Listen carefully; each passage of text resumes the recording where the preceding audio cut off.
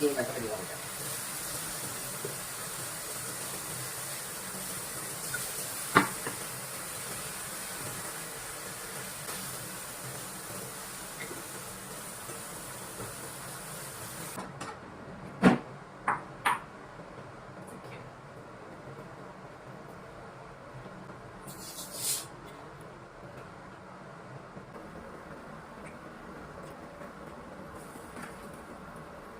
มันไม่เอาความเผ็ด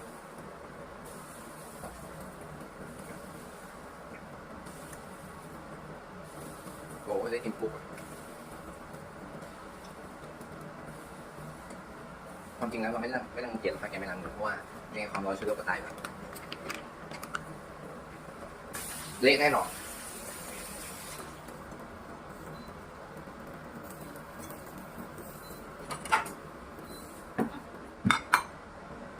สวยอ่ะเนาะเอาอีกไม่ชอบพื้นบ้านก็ไม่ต้องขนาดเนี้ยพื้นบ้านเขาน่าจะมีใบตองมากกว่าใบตองแกดูแสบนะไม่เอา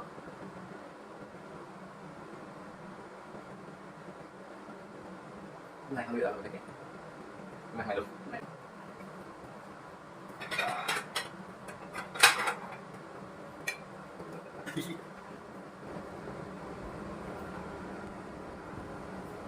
แกตัดเราไม่อยากออกกล้องเมื่อวานเขาบอกว่าเราสมัครไม่ได้เพราะว่าไม่ขับขี่เราไม่ทำไปกิน ชอบ ครบเลยนี้ ไม่คาดคิด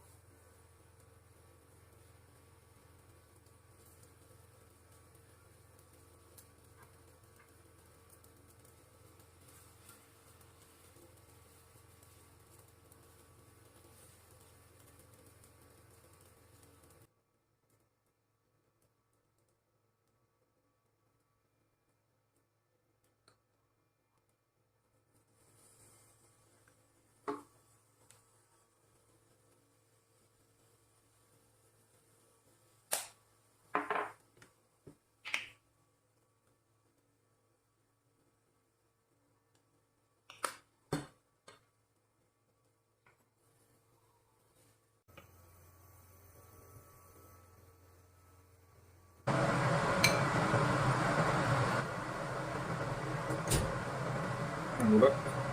ประมาณเดี๋ยวมา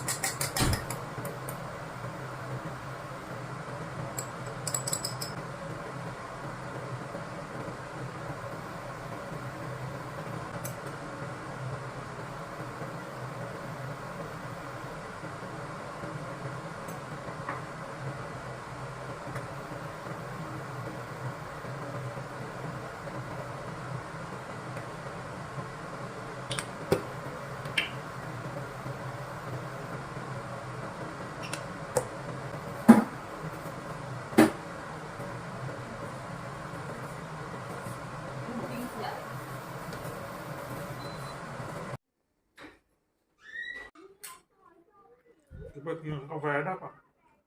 แต่ มันจะอยู่ได้เหรอถึง จะเสียปะ อยู่บ้านกินอะไรเขาบอก